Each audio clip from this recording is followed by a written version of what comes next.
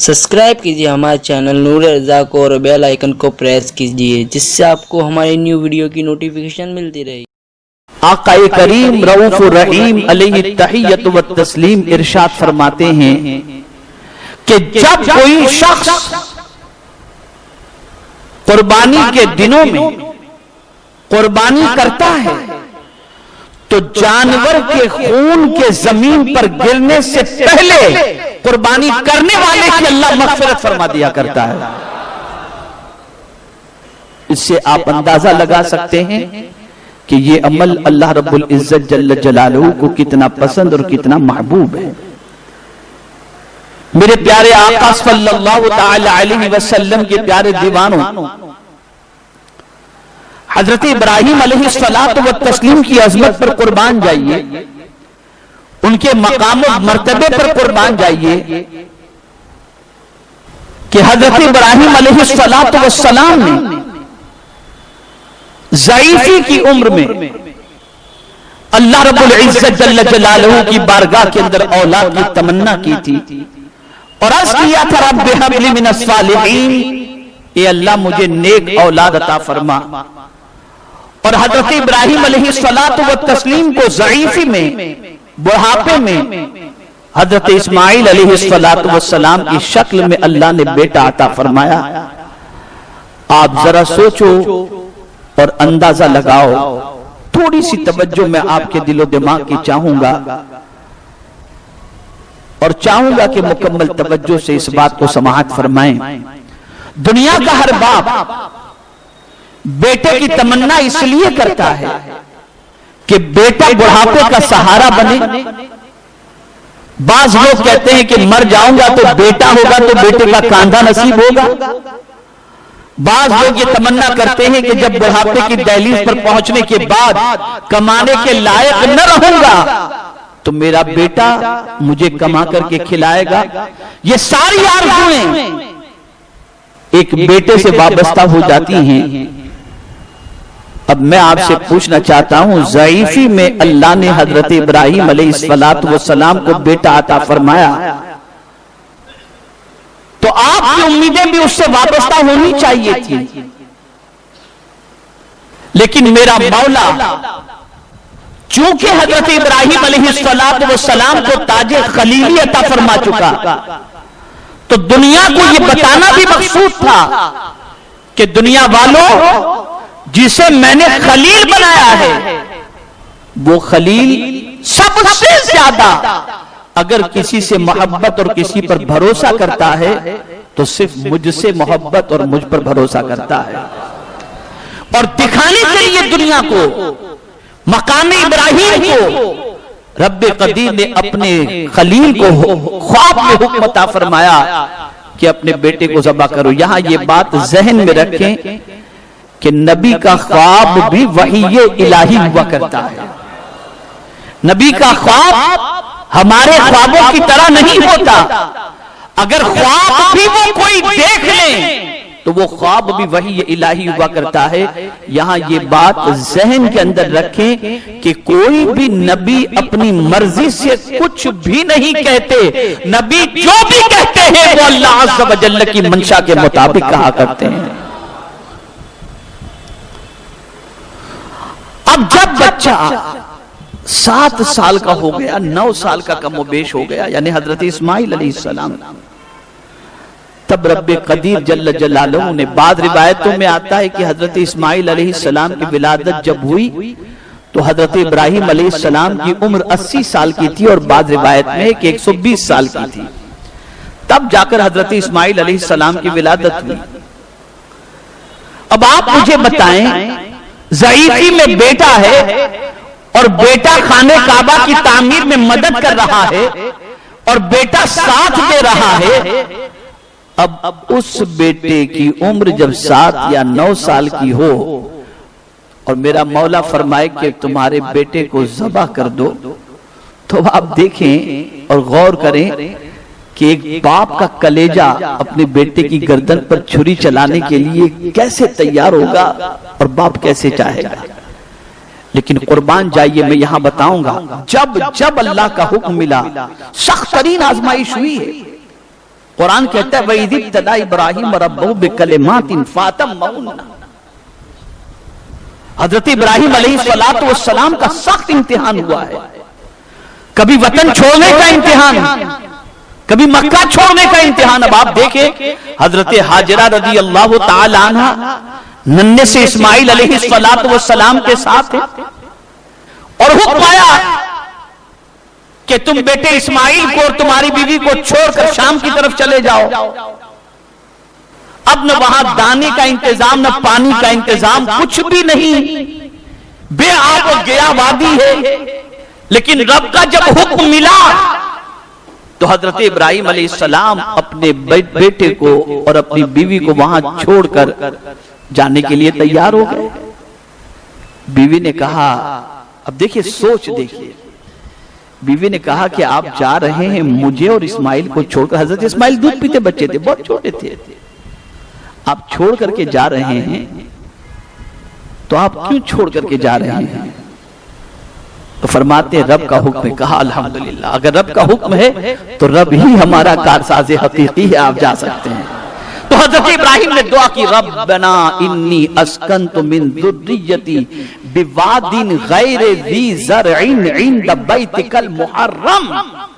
یہ قرآن کے اندر دعا موجود ہے کہ میں اپنے بیٹے کو، اپنی بیوی کو، اپنی ذریت کو تیرے گھر کے سامنے اس بے آب و گیا وادی میں چھوڑ کر کے جاتا ہوں. یہ دعا کر لیتے ہیں اور نکلتے ہیں. اب قربان جائیے، بیٹے کے پاس جو پانی تھا وہ پانی ختم ہو جاتا ہے اور حضرت اسماعیل پیاس کی وجہ سے پریشان ہوتے ہیں. ماں کی ممتا بھی کیا چیز ہوتی ہے، اللہ اکبر. حضرت حاجرہ رضی اللہ تعالی عنہ اپنے بیٹے کے لیے پانی کی تلاش کے اندر صفا پر جاتی ہیں، وہاں سے دوڑ لگاتی ہیں، مروہ پر جاتی ہیں، اس طرح سے 7 چکر لگاتی ہیں اور بار بار وہاں دیکھتی ہیں جہاں حضرت اسماعیل علیہ السلام کو کعبے کے پاس انہوں نے چھوڑا تھا کہ میرا بیٹا صحیح تو ہے، اسے کوئی تکلیف تو نہیں پہنچی. صفا مروہ کی دوڑ لگاتی ہیں اور پھر جو گرین لائٹ آج صفا مروہ کے درمیان ہے جہاں پر لوگ دوڑتے ہیں، جسے میلین اخضرین کہتے ہیں، اس جگہ پر جب پہنچتی تھی تو وہ دوڑ لگاتی تھی اور کعبے کی طرف اپنے بچے کو دیکھتی تھی. اللہ اکبر. 7 چکر مکمل ہوئے تو کیا دیکھا کہ بیٹا جہاں رکھا ہوا تھا اس کے قریب کوئی چیز چمکتی دکھائی دی. دوڑ کر کے آئیں تو کیا دیکھا، حضرت اسماعیل علیہ السلام نے جہاں ایڑیاں رگڑی تھی وہاں سے پانی کا چشمہ نکل چکا تھا. اب وہی پانی جب سے اسماعیل علیہ السلام نے ایڑیاں رگڑی تھی تب سے نکلا ہے. تب سے 4000 سال تاریخی اعتبار سے ابھی تک کو ہو گئے ہوں گے کم و بیش. تب سے وہ پانی نکلا ہے، آج بھی نکل رہا ہے اور قیامت تک نکلتا رہے گا، قیامت تک نکلتا رہے گا. نبی کی ٹھوکر معمولی نہیں ہوتی، وہ ٹھوکر مار دیں تو پانی کا چشمہ جاری ہو جائے، پانی کا چشمہ جاری ہو جائے. اور ماں کی ممتا بھی دیکھیے کہ اپنے بیٹے کے لیے کس طرح سے چکر لگاتی ہیں. اب عبادت کا یہ کون سا طریقہ ہے؟ دوڑنا، یہ عبادت کا کون سا طریقہ ہے؟ لیکن قربان جائیے، اس ماں نے اللہ پر بھروسہ کر لیا تھا تو ایسی نیک بندی کے طریقے کو بھی میرے مولا نے عبادت میں شامل فرما لیا. اب نبی بھی اگر عمرہ کرنے کے لیے جائیں یا حج کریں، ابھی تو کوئی نبی آنا نہیں، سرکار پر نبوت ختم ہو گئی، لیکن حضور نے بھی عمرہ کیا تو حضرت حاجرہ کے طریقے پر صحیح کی حضور نے. اس سنت پر حضور نے عمل کیا. اندازہ لگائیں آپ. اب وہ ناز کا پلا بچہ، اسے ذبح کرنے کا حکم. اب جب حضرت اسماعیل علیہ السلام کو تیار کرنے کے لیے حضرت ابراہیم نے فرمایا، شیطان نے وسوسے پیدا کیے. تمہیں معلوم ہے حاجرہ تمہارے بیٹے کو کہاں لے جایا جا رہا ہے تیار کر کے؟ کہا لے جا رہے ابراہیم کہیں تفریح کے لیے لے جاتے ہو؟ کہا نہیں، ان کو چھری چلانے کی، گردن پر چھری چلائیں گے. کہا بڑے عجیب آدمی ہو، کوئی باپ اپنے بیٹے کی گردن پر چھری چلاتا ہے؟ کہا ہاں، انہیں ایسا ہی حکم اللہ کی طرف سے ملا ہے. کہا پھر ایک بیٹا کیا، ہزاروں بیٹے میرے رب کے نام پر قربان.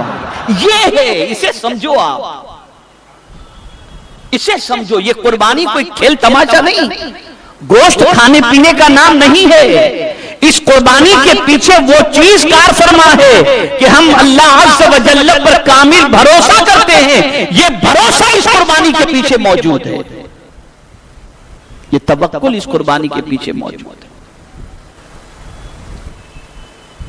اب گئے بھی،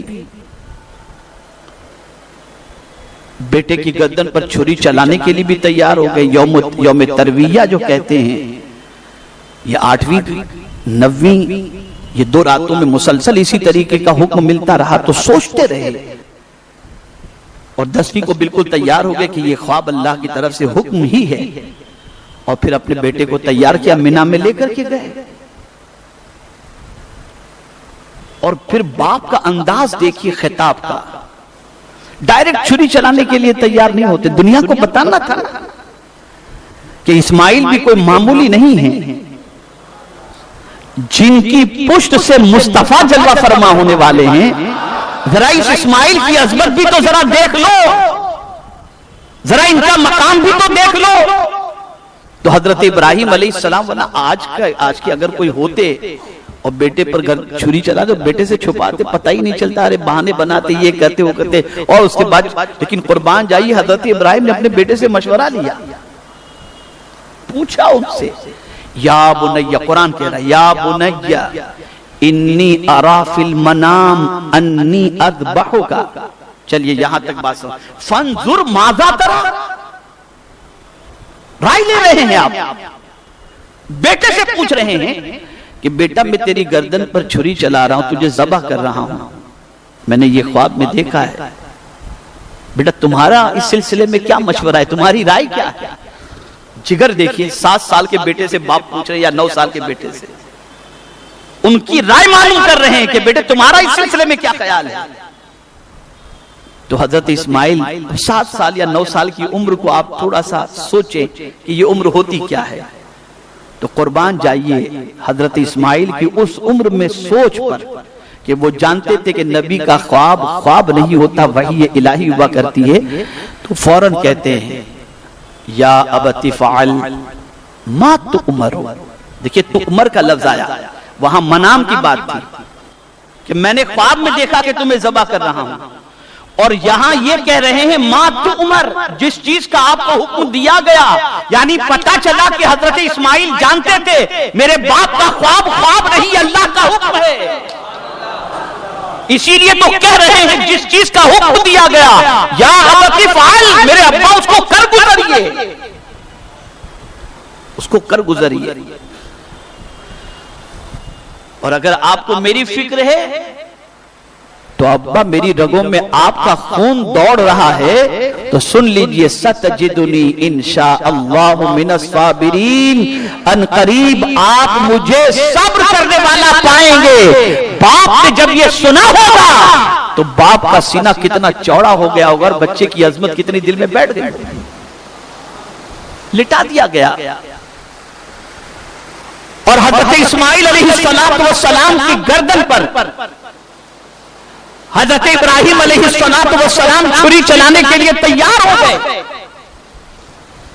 توجہ چاہوں گا، غور سے سنیں آپ، باپ تیار ہے ذبح کرنے کے لیے، بیٹا تیار ہے ذبح ہونے کے لیے، باپ تیار ہے ذبح کرنے کے لیے، بیٹا تیار ہے ذبح ہونے کے لیے۔ مولا کو جتنا امتحان لینا تھا اس نے لے لیا۔ اب جبریل امین کو میرے کریم نے طلب فرمایا، جبریل جنت سے ایک دمبا لے لو اور جاؤ اسماعیل کی جگہ پر اسے لٹا دو اور اسماعیل کو اس جگہ سے ہٹا دو۔ توجہ چاہوں گا، کہاں جنت، کہاں سدرۃ المنتہا، وہاں سے دمبا لے کر حضرت جبریل امین نکلے، اور چھری اور گردن کے بیچ میں کتنا وقت رہتا ہے، ادھر چھری چلانے کے لیے حضرت ابراہیم تیار، اور سدرۃ المنتہا سے جنت سے دمبا لے کر حضرت جبریل نکلے۔ چھری چلنے سے پہلے حضرت اسماعیل کی جگہ پر دمبے کو انہوں نے لٹا دیا. ذبح جب کیا گیا تو حضرت اسماعیل کی جگہ پر دمبا ذبح ہو گیا اور حضرت اسماعیل قریب کے اندر ہٹے ہوئے موجود تھے. رب نے فرمایا قد صدقت الرؤیا، اے ابراہیم تو نے اپنا خواب سچ کر دکھایا. انا کذالک نجزی المحسنین، ہم نیکی کرنے والوں کو ایسا ہی بدلہ عطا کرتے ہیں. اور بیٹے کو بقید حیات حضرت اسماعیل